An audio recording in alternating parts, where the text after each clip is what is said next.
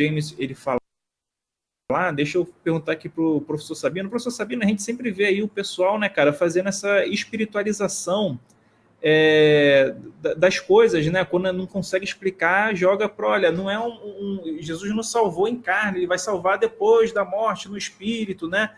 É sempre jogando para esse lado espiritual. Por que existe esse fenômeno? É porque existe muita contradição na Bíblia, é porque o pessoal não entende, o que acontece? Explica pra gente aí. Primeiro, eu amo o Jason, mas vou discordar do Jason. Jason falou que Adão morreu fisicamente e espiritualmente. Não existe morte espiritual. Não. O que é morte espiritual? Vamos definir. Olha o que as pessoas aprenderam. A morte espiritual é a pessoa quando não tem contato mais com Deus. Quer ver agora? Espera aí. Se a morte espiritual é aquela pessoa que não tem intimidade ou contato com Deus, então a Bíblia ela é mentirosa. Porque a primeira pessoa depois de Adão pecar, quem teve contato com Deus foi quem? Foi Caim. O próprio filho de Adão. Né? O próprio filho teve contato. Ele estava lá cheio de ódio. Né? O pecado jaz à porta, mas a ti compete dominá-lo. Olha só que interessante. O pecado não estava dentro, estava fora. O pecado está à porta, mas a ti compete dominá-lo. Seria matar o irmão, não. E de lá para cá, Deus vem tendo contato com todo mundo. Existe tanta morte espiritual que, segundo a própria Bíblia, Enoque e Elias foram transladados para o céu, senhores. É outro problema. A consequência do pecado é a morte. Eu acho que é mentira, então. Por quê? Tem dois personagens que não provaram a morte. Como que a consequência do pecado é a morte agora? Acho que tem meio contraditório aí na Bíblia, alguma coisinha aí. Isso aí é um elemento que as pessoas querem usar para se eximir de responsabilidade pelos seus atos. Não, irmão, você tem que aceitar por causa da vida espiritual. Que vida espiritual? Ninguém nunca viu espírito. O que é? Fechar os olhos e orar aqui? Eu estou olhando espiritualmente. Bom, ninguém vai provar nunca isso. Por experiência própria, eu já tive. Fui igual o Jason, não sei se o Antônio também foi. Eu fui assembleiano, gente. Fui da Assembleia de Deus, Ministério do Belém. Hoje não, hoje é diferente. Hoje é uma questão da racionalidade e de uma verdade. Porque morte espiritual, não existe morte espiritual. Né? Não existe isso. É morte física ou acabou. É a vida que sai, acabou, se extingue a vida. Vamos pegar aquele texto lá que é lindo? E o pó volta à terra como era, o espírito volta a Deus, a quem Deus é. O espírito é a parte material? Não. É uma figura de linguagem. Está dizendo assim como Deus deu a vida, soprando nas narinas de Adão, o fôlego da vida, o homem tornou-se alma vivente. É nesse princípio que se esgota. Acabou-se o fôlego de vida? É sepultura. Mas não, aí que entra? Porque nós temos a parte de uma alma, que a alma é imortal, então quando nós morrermos, estaremos. Isso é uma crença que existiu desde os gregos, ou desde muito mais antes dos gregos. Estou falando. Isso era da época dos Egito. O Império Egito fazia o quê? Mumificava o corpo do camarada, porque acreditava no quê? Na ressurreição corporal. Não só por parte deles, mas por parte da Babilônia arcaica, não a Babilônia de Daniel, a parte dos sumérios. Essa é uma crença milenar que já vem. Agora, alguém viu algum sumeriano ressuscitar? Está lá o povo, existe? O povo sumeriano? Não, né? O povo babilônico lá do Egito existe? Também não. Era a crença, e essa crença está aplicada dentro da Bíblia. O arrebatamento, a transformação do corpo, que vai encontrar com o Senhor nos ares. Nós estamos no século XXI. Eu queria viver 10 bilhões de anos ensinando essa mesma coisa para provar para todos os crentes. Meu irmão, é sepultura e tchau. Se um dia alguém morreu, ninguém voltou de lá para dizer se existe o que existe. Logo, então, eu fico com a premissa que o mundo e a vida é aqui. Então, aproveite aqui. Depois para a sepultura, meu amigo, acabou-se.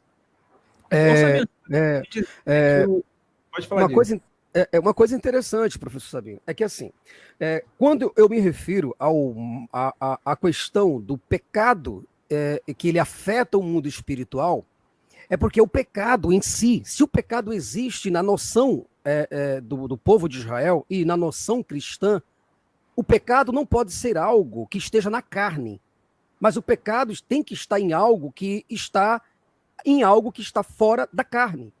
Então, se você tem pecado, eu não consigo admitir a ideia de pecado na minha carne e no meu sangue, porque o próprio Paulo falou, eu não luto contra carne e nem sangue, mas contra potestades. Então, a Deus, esse sopro desse Espírito, esse sopro que Deus soprou quando o homem era barro, esse barro não tinha pecado. O pecado não estava nesse barro, mas naquilo que Deus soprou. Isso foi corrompido. e corrompido pelo próprio pecado. Isso é uma teologia que, assim, é evidente que nós deveríamos conversar, bater um papo sobre esse assunto para que a gente pudesse, então, chegar a um denominador. Eu não entendo pecado na carne, na veia, nos ossos. Eu entendo pecado, é evidente que eu não acredito nisso, mas eu entendo pecado em algo imaterial que habita o ser humano e que deixa o corpo quando o ser humano morre, né? Quando o ser humano morre. Mas tudo bem. Então, mas olha o problema, ó, você colocou a tese, ó. Eu não acredito que o pecado esteja na carne. Ok? Seria uma parte material. Aí tem um problema. Só que a morte, ela vem para a carne.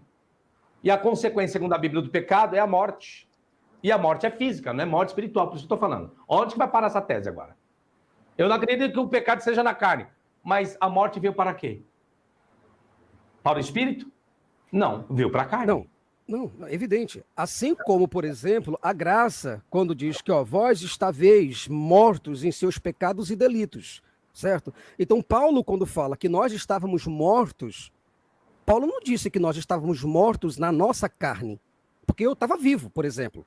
E quando Paulo disse, ó, vocês estavam mortos, mas como, Paulo, eu estava morto se eu estava vivo?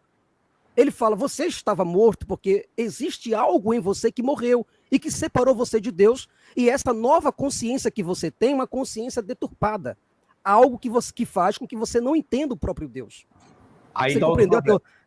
O que Paulo vai colocar, Paulo vai colocar que é a força do pecado. É isso que ele quer colocar. O que Paulo quer colocar que é o morto? Sabe o que é o morto espiritual? É porque você continua pecando, mesmo tendo conhecimento da lei, que o Romanos vai trabalhar lei, graça e pecado e morte. É isso que Paulo vai trabalhar. É uma filosofia paulina? É, por ter sido fariseu, sim. Mas é uma coisa existencial? Não. Por que não? Porque não tem como você dizer que o pecado, o que é o pecado? O pecado é uma transgressão de uma lei. Qual lei? A Torá. A Torá. Ok? Olha o que Paulo ensina ainda mais. Olha o problema. Vamos colocar que o homem, então, vai ser um pouquinho do tema aqui, um debate... Eu fico até com medo de discordar do professor. Meu coração está aqui agora sem saber.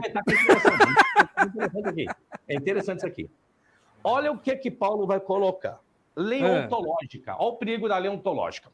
Paulo diz que aquelas pessoas que não têm lei para si mesmo, a sua mente julga o que é certo e errado. Não tendo eles lei, a própria natureza serve-se para a lei para si mesma. Se eles estão mortos em qualquer momento espiritual que seja, de pensamento, de consciência, de vontade, como pode Paulo falar da lei ontológica? A ontologia é o estudo do ser do homem. É Romanos capítulo 2, versículo 4. Ele vai falar que os segredos do coração, isso mesmo, e a mente, acusa-os e defende-os. E que morte espiritual é essa, então? Eu não tenho conhecimento de lei, Paulo está dizendo. Mas eu sou a própria lei. Então eu não tenho morte espiritual, porque eu tenho meu raciocínio que está me acusando e me defendendo. Eu vou ler esse texto para você depois. Deixa o rapaz falar. Tá bom, tá certo. Cara, eu adorei. Vamos fazer um dia uma discussão só a gente, né? A gente discutir vários temas assim, que eu acho que é muito interessante. Só não me coloque para conversar com o Sabino, pelo amor de Deus. Minha mão já tá suada aqui já. A gente cansa. Eu adorei esse texto.